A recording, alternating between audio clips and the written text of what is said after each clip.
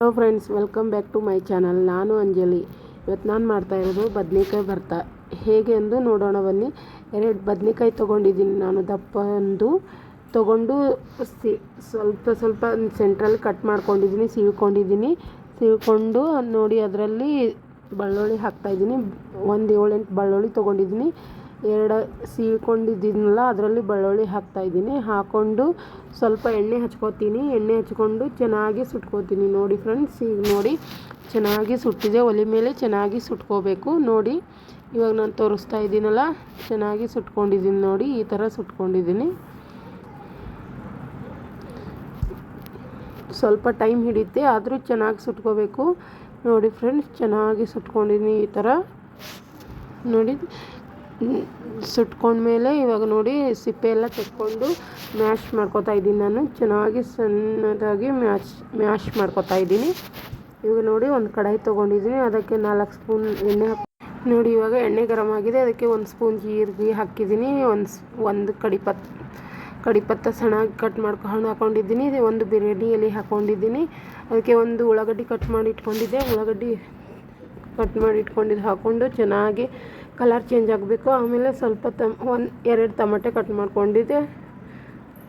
ಟೊಮೆಟೊನೂ ಹಾಕ್ಕೊಂಡು ಚೆನ್ನಾಗಿ ತಿರುಗಿಸ್ಕೊಂಡು ಇವಾಗ ರುಚಿಗೆ ತಕ್ಕಷ್ಟು ಉಪ್ಪು ಹಾಕ್ಕೊಂಡಿದ್ದೀನಿ. ಫ್ರೆಂಡ್ಸ್ ನೋಡಿ, ರುಚಿಗೆ ತಕ್ಕಷ್ಟು ಉಪ್ಪು ಹಾಕ್ಕೊಂಡು ಇವಾಗ ಸ್ವಲ್ಪ ಅರಿಶಿನ ಹಾಕೋತಾ ಇದ್ದೀನಿ. 2 ಸ್ಪೂನ್ ಖಾರ ಹಾಕೋತಾ ಇದ್ದೀನಿ.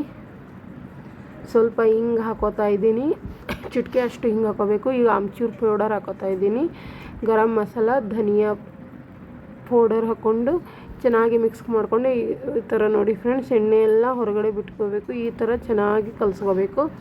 ಇವಾಗ ನೋಡಿ ಚೆನ್ನಾಗಿ ಕಲಿಸ್ಕೊಳ್ಬೇಕೆ. ಇವಾಗ ಬದ್ನಿಕಾಯಿ ಸುಟ್ಕೊಂಡು ಮ್ಯಾಶ್ ಮಾಡ್ಕೊಂಡು ಇಟ್ಕೊಂಡಿದ್ದೀನಲ್ಲ, ಅದು ಹಾಕ್ಕೊಂಡು ಚೆನ್ನಾಗಿ ತಿರುಗಿಸ್ಕೊತಾ ಇದ್ದೀನಿ. ಇವಾಗ ನೋಡಿ ಚೆನ್ನಾಗಿ ತಿರುಗಿಸ್ಕೋಬೇಕು. ತುಂಬ ಚೆನ್ನಾಗಿರುತ್ತೆ ನೋಡಿ. ಇವಾಗ ಸ್ವಲ್ಪ ಕಾಯಿ ಹಿಂಡಿ ಹಾಕೋತಾ ಇದ್ದೀನಿ. ಕಾಯಿ ಹಿಂಡಿ ಹಾಕಿ ಚೆನ್ನಾಗಿ ತಿರುಗಿಸ್ಕೋಬೇಕು. ನೋಡಿ, ರೊಟ್ಟಿ ಜೊತೆ, ಚಪಾತಿ ಜೊತೆ, ಎಲ್ಲದ್ರ ಜೊತೆನೂ ತುಂಬ ಚೆನ್ನಾಗಿರುತ್ತೆ. ಒಂದು ಸರಿ ಟ್ರೈ ಮಾಡಿ ನೋಡಿ. ಇವಾಗ ಸ್ವಲ್ಪ ಬಟರ್ ಹಾಕೋತಾ ಇದ್ದೀನಿ. ಬಟರ್ ನೀವು ಆಪ್ಷನಲ್, ನೀವು ಹಾಕೊಂಡ್ರೂ ನಡೀತೆ, ಹಾಕೊಂಡಿಲ್ಲ ಅಂದ್ರೂ ನಡೀತೆ. ಮನೇಲಿತ್ತು, ನಾನು ಹಾಕೋತಾ ಇದ್ದೀನಿ.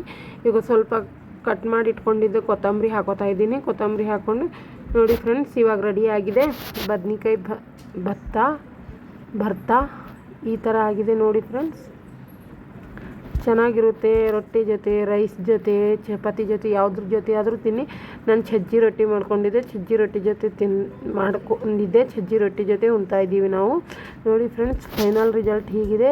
ಐ ಹೋಪ್ ನಿಮಗೆಲ್ಲ ಇಷ್ಟ ಆಗಿದೆ ಅಂತೀನಿ. ಇಷ್ಟ ಆಗಿದ್ರೆ ಲೈಕ್ ಮಾಡಿ, ಶೇರ್ ಮಾಡಿ, ಸಬ್ಸ್ಕ್ರೈಬ್ ಮಾಡಿ ಫ್ರೆಂಡ್. Thank you.